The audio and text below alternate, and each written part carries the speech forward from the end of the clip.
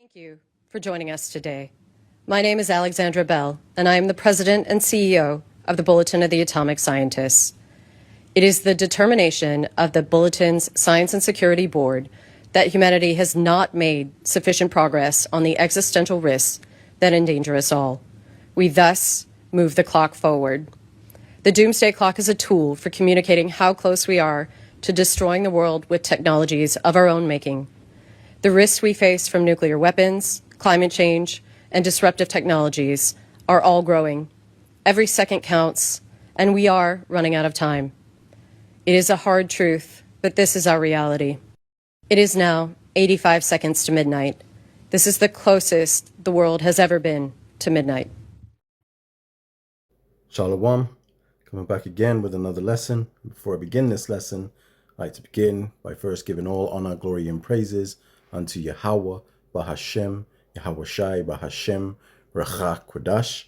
I give double honors to my elders and apostles of Great Millstone who rule well, where I've learned this truth from. I want to give peace and salutations to Akim, you brothers out there laboring, pushing this word out in all truth and in sincerity, presenting your bodies as a living sacrifice. I want to say shalom to you, Akwaf, you Israelite sisters that may be listening. And I also want to say shalom to you Israelites that are scattered across the four corners of the earth. You may look like these other nations, but your seed line goes back to Abraham, Isaac, and Jacob, which is the chosen seed line. Shalom. So this is just going to be a quick lesson. It's in regards to the Doomsday Clock, as we saw on the video in the opening of this lesson. They've just announced that the Doomsday Clock has 85 seconds to midnight, which is the closest that we've ever been in this time to the end of the world. Now, the end of the world is not going to be like, the world blows up and we cease to exist. It just means, or this represents that this kingdom is falling. It's currently in the state of falling, and we're coming close to the end of Esau's rulership, according to prophecy. When you look in the book of Daniel, chapter 2, it talks about the statue that, the dream that Nebuchadnezzar had. And Daniel interpreted the dream. You had the statue, where you had the head of gold, the chest of silver, the waistline of brass. Then you had the legs of iron, and then the feet mixed with iron and miry clay, right? So this represents the empires that have ruled on the earth. And you can read that, like I say, in the book of Daniel, chapter 2, right? But what it symbolizes is that as the time goes on, the kingdoms are getting weaker and weaker and weaker. When you have the iron that represented the Roman Empire, right, which the Roman Empire was a formidable force. They had the strongest military might, right? It's when it talks about the iron. But then the Roman Empire fell, and just like the ancient Roman Empire, we're seeing the modern Roman Empire, which is America, aka Babylon. We're seeing that starting to fall. That's where you get the miry clay, right? So as we're seeing these kingdoms fall, we understand the times that we're coming into. So I'm going to read in the book of 2nd Ezra, chapter 6, verse 9, because it states, it states that for Esau is the end of the world, and Jacob is the beginning of it that followeth, meaning that it's the end of the wickedness in this earth today, and the elect are getting ready to rule with Yahweh Shai, right? Under Yahweh Shai. And this is the times that we're coming into.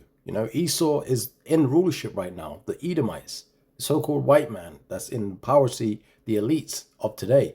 They're getting ready to lose this kingdom, right?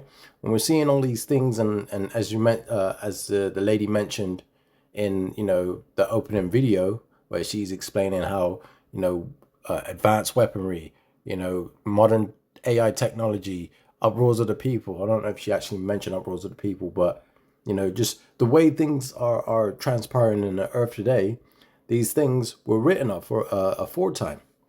And this is why we're learning these things, right? We've got to keep our eyes on, modern day prophecy. So I'm going to read in the book of Matthew, chapter 24, because we're in that time of war, right? I'm going to start at verse, says Matthew 24. I'm going to start at verse 3, right? Actually, I'm going to start from the top, verse 1. So this is Matthew chapter 24, verse 1. And it says, and Yahweh Shai went out and departed from the temple, and his disciples came to him for to shew him the buildings of the temple. And Yahweh Shai said unto them, see ye not all these things? Verily I say unto you, there shall not be left here one stone upon another that shall not be thrown down. And this is the point we're getting ready to go through, right? The time of Jacob's trouble with uproars of the people, the times of wars, rumors of wars, which I'll read, I'll continue reading. But it just shows you the time that we're coming into, right? So this is Matthew chapter 24 and verse 3. It says, and as he sat upon the Mount of Olives, and that is referring to is Yahushua, and as he sat upon the Mount of Olives, the disciples came unto him privately, saying, tell us, when shall these things be? And what shall be the sign of thy coming and of the end of the world? So the disciples are asking Yahushua, well, when are we supposed to know that, when we're close to the end, the time that you're referring to? And Yahushua answered, verse 4, and Yahushua answered and said unto them, take heed that no man deceive you, right? This, is what in the end times is going to befall us, because we have like Elder Apostle Dahar coined the name of the year of the apostolites, agents, and sellouts. Are we not seeing that? We're seeing people that were once prominent in the truth have fallen out, are completely teaching wayward doctrines now, right? You've got people that are telling you that the MOTB is something completely different than what it is, the micro C hip, right? You see how they talk about the technology increasing. A lot of these Israelite groups talk about sin, or the MOTB being sin, or sleeping with white women. That's completely off. That's false. That's not correct, right? So we understand that these are the signs that Yahushua asked us to look for. He said, Yahushua answered, this is Matthew 24 and 4 again, says that Yahushua answered and said unto them, take heed that no man deceive you. Why do you think he said that? Because there's going to be a lot of deception in these times. Verse 5 says, for many shall come in my name, saying, I am anointed, and shall deceive many. And this is what we're seeing. That's why the elder Apostle Dahar coined the name of the year of apostolites, agents, and sellouts. Verse 6, it says, and ye shall hear of wars and rumors of wars. See that ye be not troubled, for all these things must come to pass, but the end is not yet. So we're seeing all these things coming to pass. When you switch on the news, you can see that America's sending its fleets to the Persian Gulf, right? What do you think that's getting ready for? Getting ready for war, right? Trump and America, aka Babylon, they wanna start that war. They want to kick it off. They want to get things started, right? And this is why we're so close to the time of the end. That's why there's 85 seconds till midnight, right? Verse 7 says, for nation shall rise against nation, and kingdom against kingdom, and there should be famines and pestilences and earthquakes in diverse places. All these are the beginning of sorrows. This is just the beginning. You understand? So, I want to leave it with one last scripture, right? This is the book of 1 Thessalonians, chapter 5. I'm going to read verse 3 straight to the point. It says, for when they shall say peace and safety, then sudden destruction cometh upon them, as travail upon a woman with child, and they shall not escape. Like this time, no matter what they do, they're trapped. These Edomites are trapped. These elites are trapped. This race of people are trapped. They've fallen into the snare and the trap that the Lord set for them.